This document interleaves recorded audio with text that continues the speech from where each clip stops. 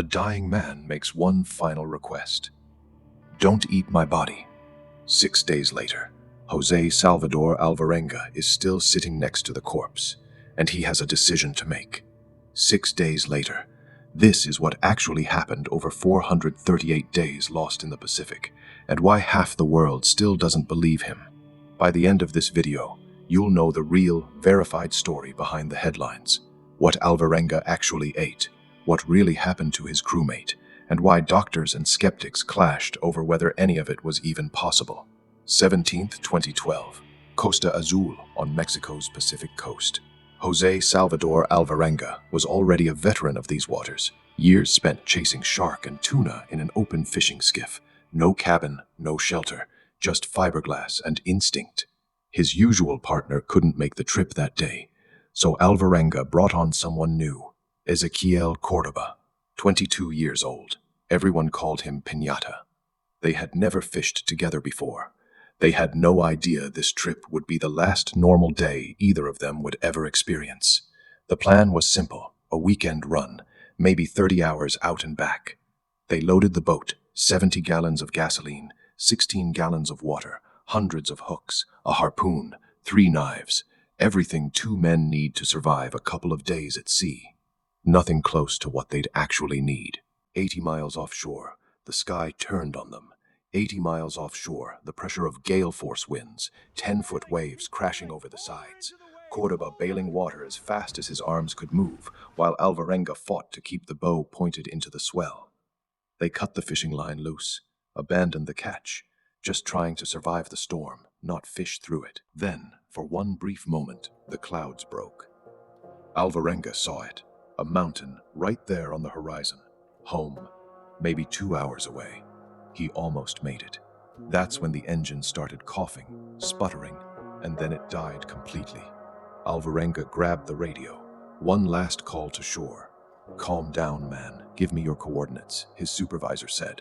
Alvarenga looked down at a GPS screen that had already gone dark. "We have no GPS," he said. "It's not functioning." 10 minutes later, the radio battery died too. 10 minutes later, the ocean began pulling them west into nothing. No engine, no GPS, no radio, no sail. Just 2 men in an open boat and an ocean that stretched in every direction with nothing to stop it. Back on shore, Alvarenga's employer sounded the alarm. Search planes went up, scanning the water for any sign of the missing skiff.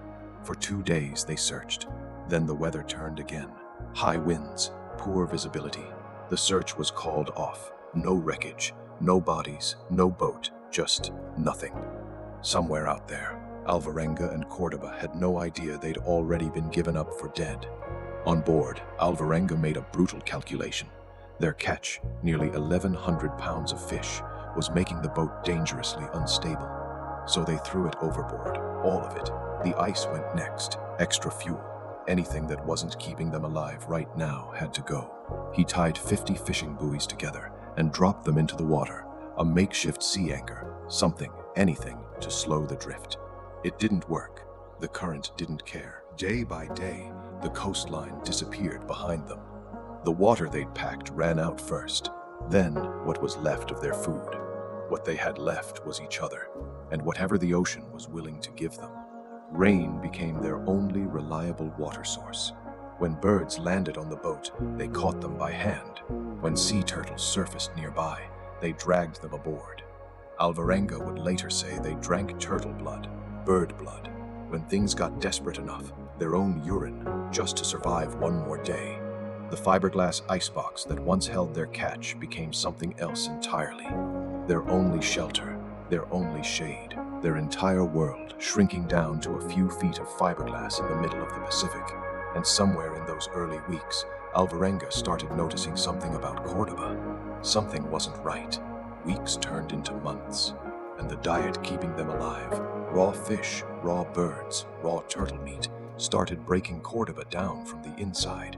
He couldn't keep it down anymore. Nausea, vomiting, day after day his body rejecting the only food they had. Alvarenga tried everything to get him to eat, begged him, pushed the meat into his hands. Nothing worked. According to Alvarenga's own account, and this part of the story rests almost entirely on his testimony, since no one else survived to confirm it.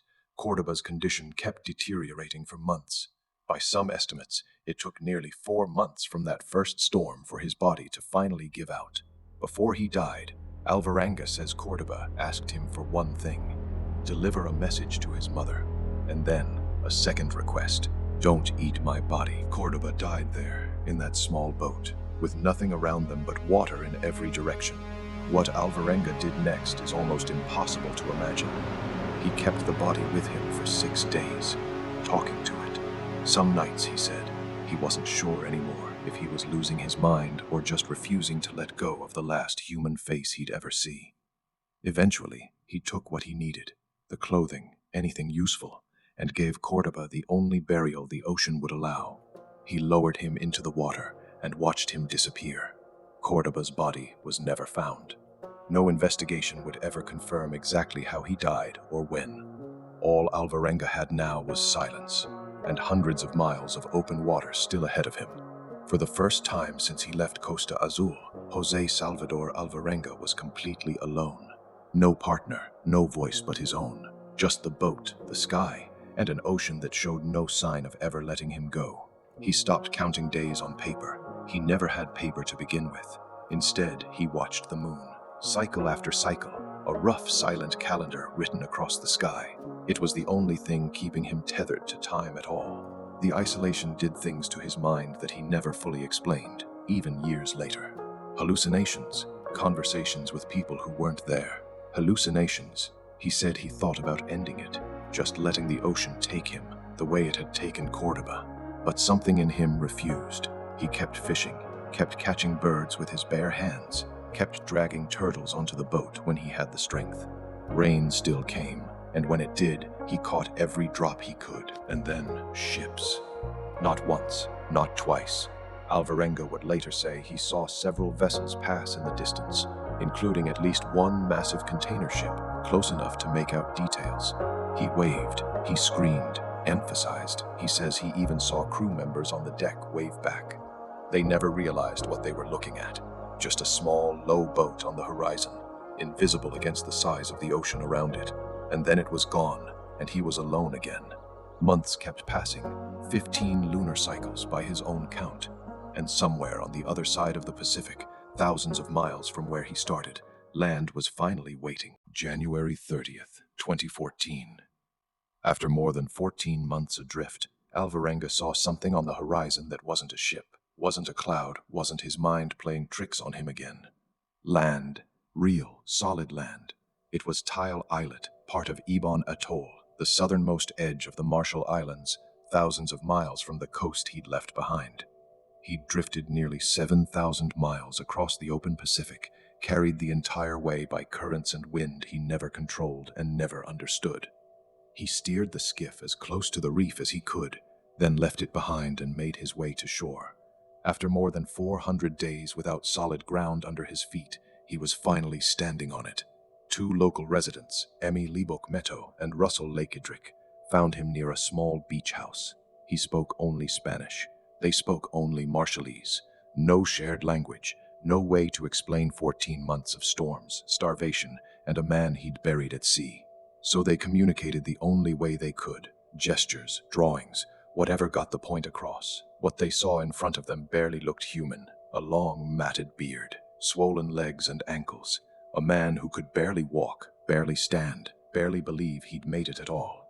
Word reached local officials, and within days Alvarenga was moved from the tiny islet to the main settlement, then on to Majuro, the capital. The ordeal at sea was finally over. But a new one nobody expected, was just beginning. Because not everyone who heard his story was ready to believe it. At Majuro Hospital, doctors documented what 14 months adrift actually does to a human body. Swollen legs, dangerously low blood pressure, anemia, severe dehydration, muscle wasted away to almost nothing, possible parasites from months of eating raw meat with no way to cook it. His condition was serious enough that he had to be readmitted for intravenous fluids just days after he first arrived. But there was a problem. To the public, and to more than a few reporters, Alvarenga simply didn't look like a man who'd spent over a year starving at sea. His face wasn't gaunt enough. His story sounded too extreme, too clean, too impossible. The skepticism started almost immediately. Doctors pushed back. Swelling from prolonged immobility, they explained, can mask exactly how malnourished a person really is underneath.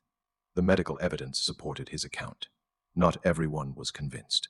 By February 10th, Alvarenga was well enough to travel. He flew home to El Salvador and was reunited with his parents and his daughter for the first time in over a year, a moment that should have been nothing but relief.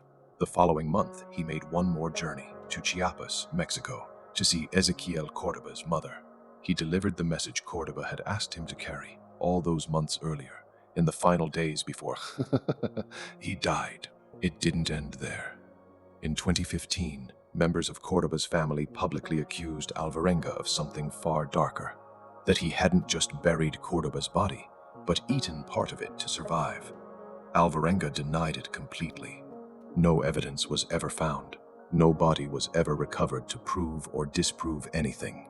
The accusation remains exactly that, an accusation, never confirmed.